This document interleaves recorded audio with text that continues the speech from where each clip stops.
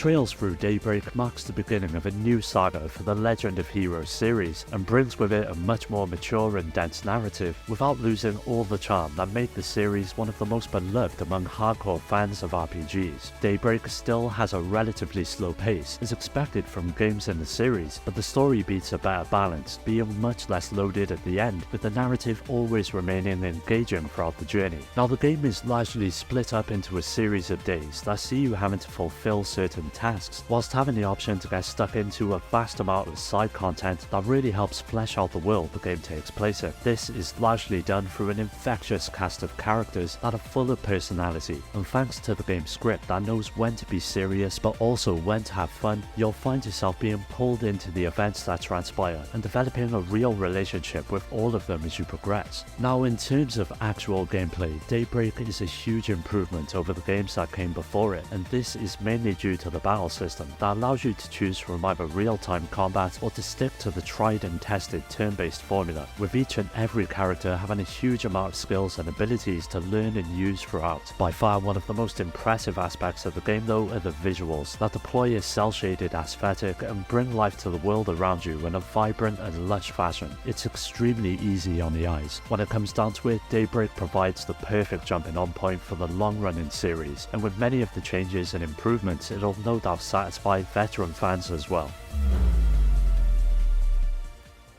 Black Myth: Wukong is an action RPG that's based on the classic Chinese novel known as Journey to the West and shares a lot of similarities with the likes of Dark Souls. At the beginning, we're introduced to Wukong, and after rejecting a life in the heavens, he's seemingly cast out and defeated by their armies, with the story picking up a few years later where the player takes control of the Destined One who's on a mission to revive Wukong. To be fair, the story can be a bit hard to keep track of, but where the game truly succeeds is with its gameplay. It's all broken up into about 6 different chapters that are all full of interesting places to explore and boss fights to overcome. But in between these challenges, the game throws enemies your way that offer a real chance for you to hone your skills. Thankfully, you've got plenty of abilities at your disposal, with the combat system revolving around several stances that are built for different situations. Now, your main weapon is a staff, and you can perform a combination of light and heavy attacks to perform combos, and as you progress, you'll slowly unlock more powerful moves that can be worked into them as well. In addition, Wukong also has 3 important attributes: his life, stamina, and mana bar. Life is pretty self-explanatory, where taking damage will deplete it. Stamina costs also play a factor as you run and perform moves, and the mana bar is depleted based on the spells that you can perform, and there's quite a few of them as well, such as being able to freeze your enemies or create duplicates of yourself to fight alongside you. In the end, Black Myth: Wukong is easily one of the PlayStation 5's most essential RPGs, but like any game that takes inspiration from Souls, just be prepared for one hell of a challenge.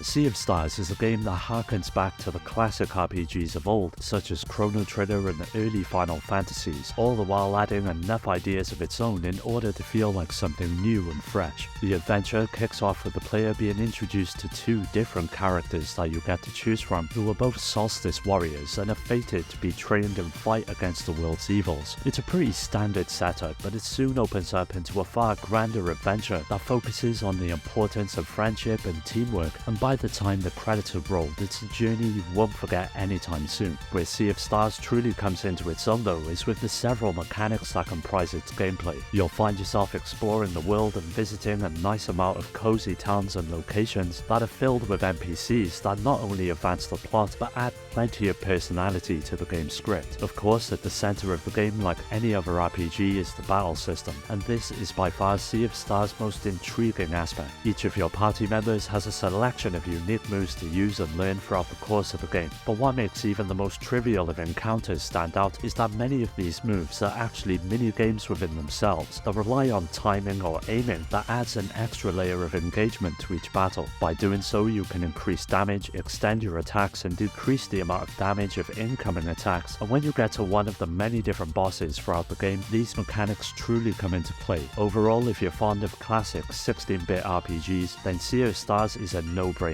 and completely deserves a spot in your collection as well. As long-time viewers of the channel will know, the Persona games are among some of my favorite RPGs of all time. So when the news hit that we'd be getting a ground-up remake of the third entry, I, like many others, were eager to get my hands on it. And the wait was worth it, as this is easily one of the best versions of the game, thanks to a great selection of improvements to not only the visuals, but the gameplay as well. As the player, you take control of a high school student who's recruited into an organization named SEAS, who investigate a mysterious phenomenon known as the Midnight Hour, where shadows seemingly come to life and roam the world. Much like the games before it, it all plays out in a sequence of days where you're free to interact with one of the many characters that make up the cast and form social links, which are intricately tied into the game's mechanics. Apart from these links, you can also build your stats by answering questions correctly at school, taking on a part-time job, or eating at the local restaurants, which again all affect your proficiency in the world, most notably during battle. Even though it's a turn-based setup, there's plenty of intricacies that make each encounter all the more engaging, from the weakness system to team-based attacks that add a lot of flair to the back and forth between yourself and enemies, and of course the personas themselves. Nearly every monster you come across can be recruited into your ranks and used to fight alongside your party. The best thing about it is that they can be mixed together to create entirely new personas that come along with unique properties and uses in battle. If you're like me and have always been a fan of the series, then Persona 3 Reload is well worth picking up. After a few missteps with the previous games in the series, a lot was riding on the success of the 16th installment of the Final Fantasy franchise, and thankfully it turned out to be a real return to form. It sees you assuming the role of Clive, an heir to one of the many kingdoms that make up the world of Valisthea, and after a devastating tragedy befalls him, he journeys out into the world to take on the forces that wish to see his family perish. On the gameplay front, you're presented with a huge world to explore, but instead of being entirely open, you get to jump around the world through the use of a map, and although this aspect might seem like a bit of a letdown to some, I found the more linear setup much easier to get into. With how much is going on with the game's story, doing it this way makes it far easier to track what's going on. Of course, an RPG lives or dies on its battle system, and FF16 delivers in spades, with a visceral and intense style that shares more in common with the likes of Devil May Cry, with you having several standard attacks and magical abilities which could all be linked together to form combos, but where it really begins to open up is with the use of icons. These entities are unlocked throughout the course of the game, and as you conquer each kingdom you get to use their unique abilities for yourself, from Ifrit to Shiva and many others that fans of the series will be familiar with. By utilizing and incorporating their attacks and experimenting with each is by far one of the most enjoyable aspects of the combat. Although the game is not without its issues, Final Fantasy XVI is still a worthwhile adventure to undertake. From Software have easily become one of the most prolific developers in recent memory, and have released some of the most memorable games of our time. With huge hits like Bloodborne and Dark Souls, Elden Ring feels like a real climax of everything the studio has learnt along the way, with it leaving the linear aspects of those games behind, and instead opting for an open world experience like no other. It plays a lot like the games that came before it, and still cooks up that signature challenge fans will be familiar with, but with its wider variety of locations, such as icy tundras, poisonous marshes, crystal woods and hellscapes. The open world offers a break from the relentless difficulty of the other games. This downtime is what really sets it apart, with it putting a huge focus on exploring and taking on side quests that really flesh out the world in which the game takes place. Of course, combat is still the main ingredient, and Elden Ring doesn't hold back one bit. Even the most experienced player will find themselves dying time and time again, with many of the game's bosses and even low-level enemies providing an insane amount of challenge that's bound to test the patience of anyone who sits down to play it. As you make your way through the journey, you'll slowly unlock new weapons and stat boosts that increase your chances, but getting to grips with the basics is what will really help you succeed. All it takes is a perfectly timed dodge to turn the tide in your favor, but getting this down is easier said than done, as each enemy possesses their own attack patterns and timing that are extremely hard to predict. From its wealth of content to the crushing combat and moody and atmospheric story, Elden Ring is for sure one RPG you do not want to miss.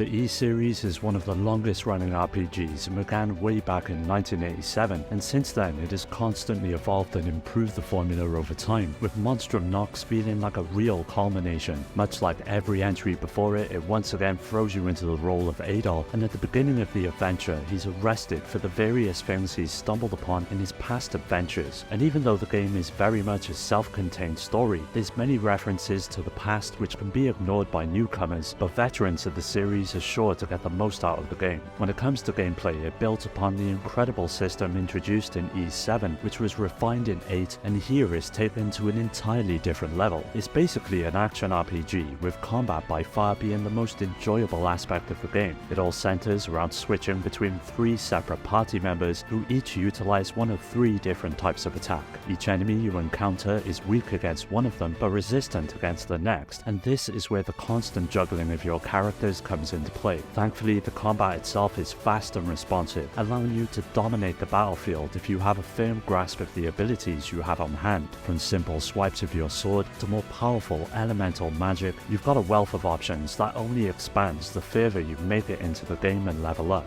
On top of this is the boost system that sees you filling a gauge as you battle, and once it's full, you receive increased amounts of strength that help you level the playing field amongst many of the daunting enemies throughout the adventure. Overall, if you're a long-time fan or are simply looking for a new action RPG to give a go, Ys 9 will not disappoint in any way.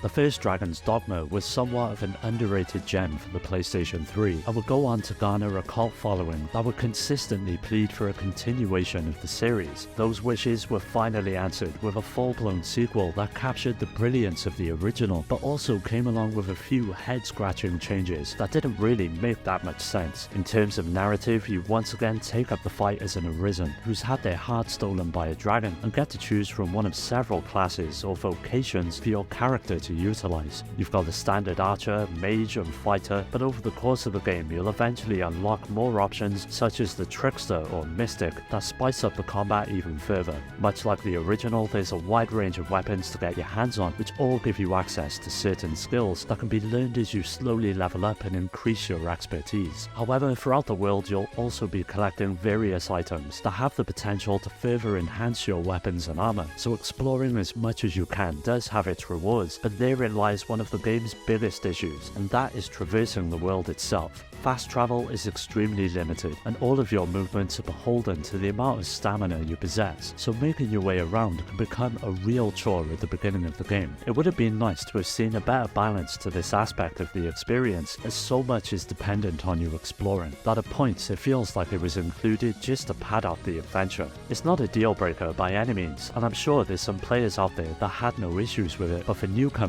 I can see why it put some people off. Either way, Dragon's Dogma 2 is still a great RPG, and if you're a fan of the original, then this one is an absolute must-have. After a huge hiatus that hadn't seen a new entry in the series since 2001, you can imagine the insane levels of hype surrounding the third entry in what many believe to be one of the best RPG franchises of all time. It's fair to say that Baldur's Gate 3 more than captures the energy of the originals and sees you creating a character from scratch before jumping into a huge adventure that's made up of 3 separate acts. As you would expect, you get to choose from several different classes that offer different ways to play the game, but as you move forward, you're no longer tied to specific upgrades and are instead given the freedom to improve your character's stats as you see fit. This aspect allows you to build entirely unique characters that play to your strengths during combat, and speaking of the battles, it follows a more traditional turn-based style of play, with your party of 4 duking it out with the enemy forces. When each of your party members get a turn, they can utilize different moves such as magic spells or regular attacks, and you can also do a variety of other actions such as shoving someone, and while that may seem rather harmless, when used in the right situation it can really help out, such as shoving them straight off a cliff for an instant death. But for as enjoyable as the combat can be, it is a little rough around the edges, with my main issue being that you can't speed up each battle, which at points seem to go on forever, as well as various technical issues such as the inconsistent frame rate and mainly the crashes I experienced. But at the time of speaking, it's now received a few patches that helped iron out these issues. If you enjoyed the originals all those years ago, then I I'd say Baldur's Gate 3 is more than worth it. But if you're just a fan of the genre looking for something new, just be aware that this game demands a lot of your time. After the incredible success of the first part of the Final Fantasy VII Remake, all eyes were on Square Enix to see what they would cook up next, and the second part more than delivered. This time around we got a fully explorable open world, with many of the systems that were introduced in the first game being expanded upon in interesting and meaningful ways. Each region you visit is huge and absolutely brimming with life, and exploring is encouraged through the use of towers that deal out one of the many different quests you'll find yourself undertaking. At first it may seem like a pretty monotonous task to tick off everything the game has to offer, but there's just such a huge variety in the objectives that the game gives you that it never once feels stale throughout its nearly 50-hour runtime. Now, one of my favourite aspects of the remake was the battle system, and here in Rebirth it's been dramatically improved. It's still a hybrid that incorporates both real-time and turn-based elements, but the inclusion of something known as synergy moves is what spices up each encounter. By focusing on the bonds between your characters, you'll slowly unlock these abilities that allow you to link up with your party members and pull off major attacks. As you would expect, they're all presented in a highly cinematic fashion and look incredible each and every time you pull one off. Other improvements include the new folio system for unlocking abilities that's absolutely miles ahead of its confusing weapon-based equivalent in the first game, and allows the player to easily grow their characters in a much more streamlined and easy to digest way. When it comes down to it, Rebirth is clearly one of the best RPGs the company have ever produced, and if this is the blueprint for what Final Fantasy is going to look like going forward, then the future is definitely bright for the series. Well, that does it for another video. Don't forget to subscribe and hit that bell to get notified about new videos. You can follow me on all of the socials which are linked below to stay up to date, and also join my growing community on Discord to meet many like-minded gamers to continue the conversation with and to take part in giveaways. I'd like to give a special shout out to my Patreon supporters Rhino, Skilljim, Shuden, Richard, Daniel, Dio, Omar, Strider, Pierre, Carl, Awesome Jacket Dude, Maximus, Scott, Alfred, Terry, Ryan, Alex, GameCube Galaxy, Curse Salaryman, Fake, and Paddy J for their continued support that helps make these videos possible. If you're interested in joining my Discord or supporting the channel through Patreon, you'll find all of these links down below. As always, thanks for taking the time to check the video out. I'll catch you next time.